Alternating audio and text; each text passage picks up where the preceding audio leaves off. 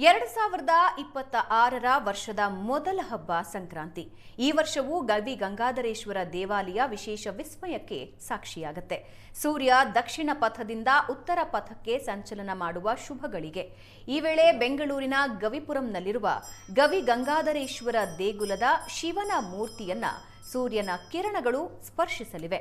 ಇದನ್ನ ಶಿವನಿಗೆ ಸೂರ್ಯದೇವ ಸಲ್ಲಿಸೋ ಪೂಜೆ ಅನ್ನೋ ನಂಬಿಕೆ ಇದೆ. ಇವತ್ತು ಸಂಜೆ 5:02ರಿಂದ 5:04ರವರೆಗೆ ಅಂದ್ರೆ 2 ನಿಮಿಷದ ಕಾಲ ಶಿವನಿಗೆ ಭಾಸ್ಕರ ನಮಿಸಲಿದ್ದಾನೆ. ಈ ವಿಸ್ಮಯ ಕಣ್ತುಂಬಿಕೊಳ್ಳೋದಕ್ಕೆ ಭಕ್ತಾದಿಗಳು ದೇವಾಲಯದ ಹೊರಭಾಗದಲ್ಲಿ ಎಲ್ಇಡಿ ವ್ಯವಸ್ಥೆ ಮಾಡಲಾಗಿದೆ. 2 ಎಲ್ಇಡಿ ಹಾಗೂ 5 ಟಿವಿಗಳ ವ್ಯವಸ್ಥೆ ಇರುತ್ತೆ. ಗುರುವಾರ ರಾತ್ರಿ 10-11 ಗಂಟೆವರೆಗೂ ದೇವಾಲಯದ ಬಾಗಿಲು ತೆರೆದಿರುತ್ತೆ.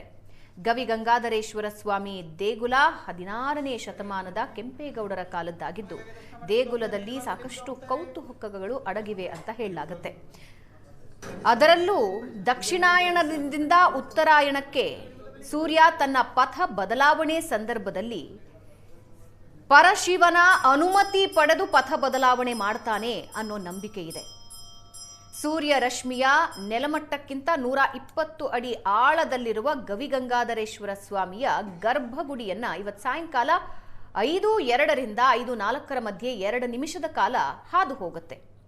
ಸೂರ್ಯನ ಕಿರಣಗಳು ನಂದಿ ತಲೆಭಾಗದ ಮಧ್ಯಭಾಗದ ಮೂಲಕ ಹಾದು ಹೋಗಿ ಗುಹೆ ಒಳಗಿರೋ ಶಿವಲಿಂಗದ ತಳಭಾಗನ ಮೊದಲು ಸ್ಪರ್ಶ ಮಾಡುತ್ತೆ, ಅಂದ್ರೆ ಪಾದ ಸ್ಪರ್ಶ ಆಗತ್ತೆ.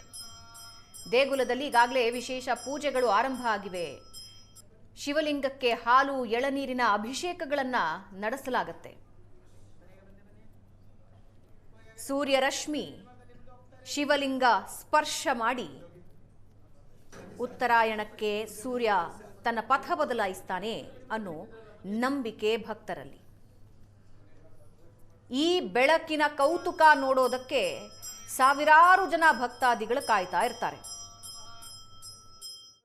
ಇವತ್ತು ಸಂಕ್ರಾಂತಿಯ ದಕ್ಷಿಣ ಪಥದಿಂದ ಉತ್ತರ ಪಥಕ್ಕೆ ಹೋಗುವಂಥ ಸೂರ್ಯ ಭಗವಂತ ಇವತ್ತು ಸಾಯಂಕಾಲ ಅಸ್ತಮಾನದಕ್ಕೆ ಮುಂಚೆ ಸ್ವಾಮಿಯನ್ನು ದರ್ಶನ ಮಾಡಿ ಸ್ವಾಮಿಯನ್ನು ಪೂಜೆ ಮಾಡಿ ದಕ್ಷಿಣಾಯನದ ಫಲವನ್ನೆಲ್ಲ ಉತ್ತರಾಯಣಕ್ಕೆ ವಿಶೇಷವಾಗಿ ಫಲವನ್ನು ನೀಡುವಂಥ ಶುಭ ದಿನ ಇವತ್ತು ಈ ಸಂಕ್ರಾಂತಿಯ ದಿನ.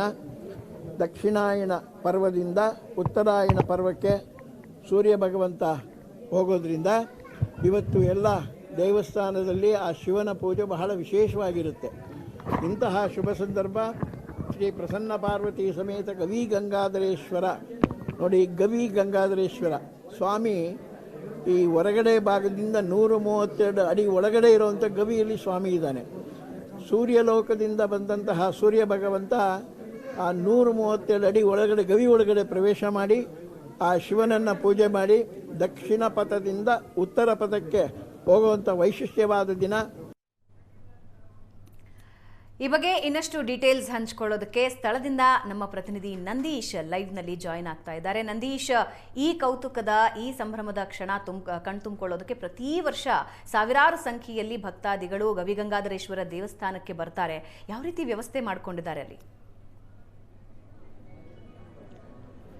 ಭಾವನಾ, ಏನಂತಂದರೆ ಈಗಾಗಲೇ ಮುಜರಾಯಿ ಇಲಾಖೆಯಿಂದ ಸಕಲ ರೀತಿಯಲ್ಲಿ ಸಿದ್ಧತೆಗಳನ್ನು ಗವಿ ಗಂಗಾಧರೇಶ್ವರ ದೇವಸ್ಥಾನದಲ್ಲಿ ಮಾಡ್ಕೊಂಡಿರುವಂಥದ್ದು. ನಾವಿವಾಗ ಗವಿ ಗಂಗಾಧರೇಶ್ವರ ದೇವಸ್ಥಾನದಲ್ಲಿದ್ದೀವಿ. ಇಲ್ಲಿ ಪ್ರತಿ ವರ್ಷದಂತೆ ಮಕರ ಸಂಕ್ರಾಂತಿಯಂದು ಏನು ಶಿವನ ಮೇಲೆ ಸೂರ್ಯ ರಶ್ಮಿಯ ಬೀಳಲಿದೆ, ಆ ಒಂದು ಕೌತುಕವನ್ನು ಕಣ್ತುಂಬಿಕೊಳ್ಳೋದಕ್ಕೆ ಈಗಾಗಲೇ ಸಾಕಷ್ಟು ಸಂಖ್ಯೆಯಲ್ಲಿ ಜನರು ದೇವಸ್ಥಾನದತ್ತ ಹರಿದು ಬರ್ತಾ ಇರುವಂಥದ್ದು. ಜೊತೆಗೆ 5:02 5:04 ಏನು ಶಿವಲಿಂಗವನ್ನು ಸೂರ್ಯ ಕಿರಣಗಳು ಸ್ಪರ್ಶ ಮಾಡಲಿವೆ ಅನ್ನುವಂಥದ್ದು.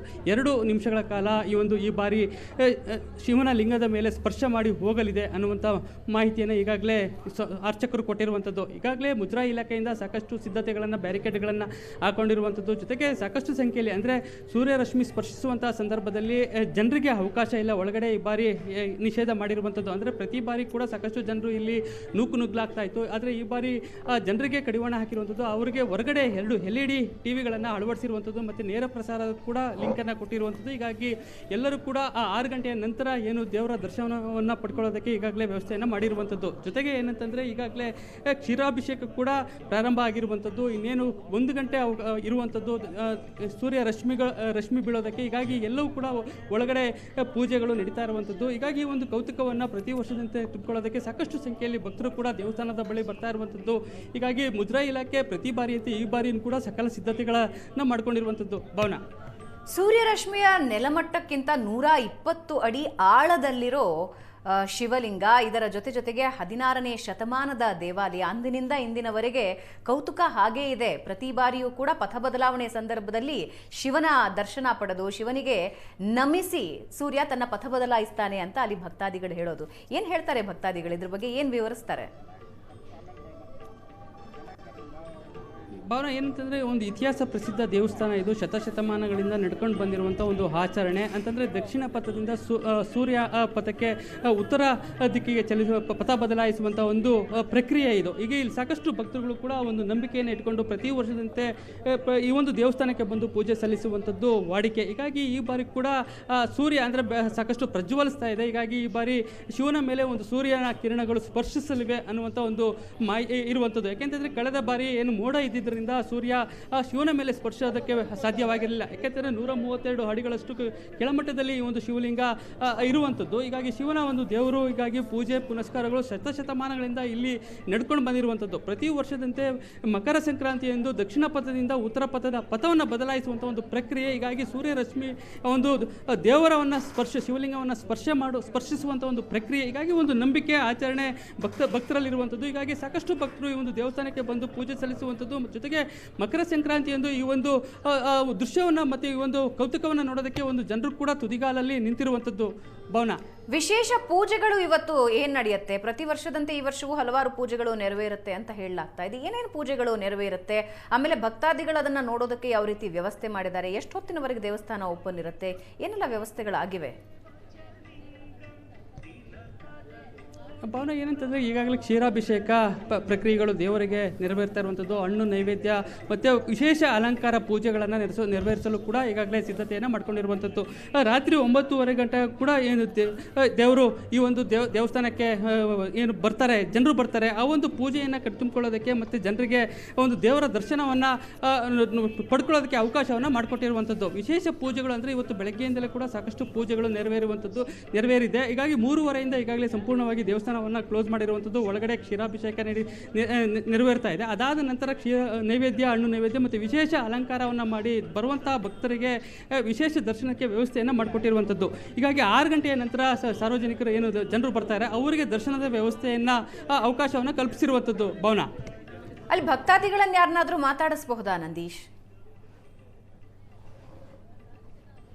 ಭಾವನ, ಏನಂತಂದ್ರೆ ನೀವು ನೋಡ್ತಾ ಇರ್ಬೋದು, ಇಲ್ಲಿ ಯಾರು ಕೂಡ ಭಕ್ತಾದಿಗಳಿಗೆ ಮತ್ತು ಜನರಿಗೆ ಅವಕಾಶ ಒಳಗಡೆ ಬಿಟ್ಕೊಟ್ಟಿಲ್ಲ. ಎಲ್ಲರೂ ಕೂಡ ಮಾಧ್ಯಮದವರು ಈ ಒಂದು ಆವರಣದಲ್ಲಿ ಇರುವಂಥದ್ದು. ಯಾಕೆಂತಂದರೆ ಪ್ರತಿ ಬಾರಿ ಸಾಕಷ್ಟು ಜನರು ನುಗ್ಗಲಾಗ್ತಾ ಇತ್ತು, ಜೊತೆಗೆ ತುಂಬ ಕ್ರೌಡ್ ಆಗ್ತಾ ಇತ್ತು ಅನ್ನೋ ಕಾರಣಕ್ಕಾಗಿ ಈ ಬಾರಿ ತುಂಬ ಕಡಿವಾಣ ಹಾಕಿರುವಂಥದ್ದು. ಭಕ್ತರು ಯಾರು ಕೂಡ ದೇವಸ್ಥಾನದ ಆವರಣದ ಒಳಗಡೆ ಬಿಟ್ಟಿಲ್ಲ. ಯಾಕೆಂತಂದರೆ ಈ ಒಂದು ಕೌತುಕ ನಡೆಯುತ್ತೆ 1 ಗಂಟೆ 5 ಗಂಟೆ 2 ನಿಮಿಷದಿಂದ 5 ಗಂಟೆ 4 ನಿಮಿಷದವರೆಗೂ, ಅಲ್ಲಿವರೆಗೂ ಕೂಡ ಸಾರ್ವಜನಿಕರಿಗೆ ನಿಷೇಧ ಏರಿರುವಂಥದ್ದು. ಅದಾದ ನಂತರ 5:30 6 ಗಂಟೆಗೆ ಸಾರ್ವಜನಿಕರಿಗೆ ದರ್ಶನಕ್ಕೆ ವ್ಯವಸ್ಥೆಯನ್ನು ಕಲ್ಪಿಸಿರುವಂಥದ್ದು.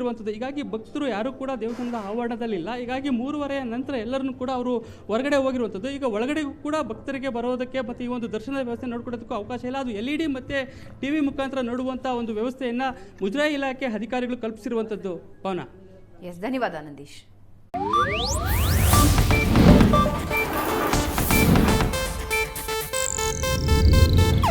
ಇದು ಏಷ್ಯಾನೆಟ್ ನ್ಯೂಸ್ ನೆಟ್ವರ್ಕ್ ಪ್ರಸ್ತುತಿ.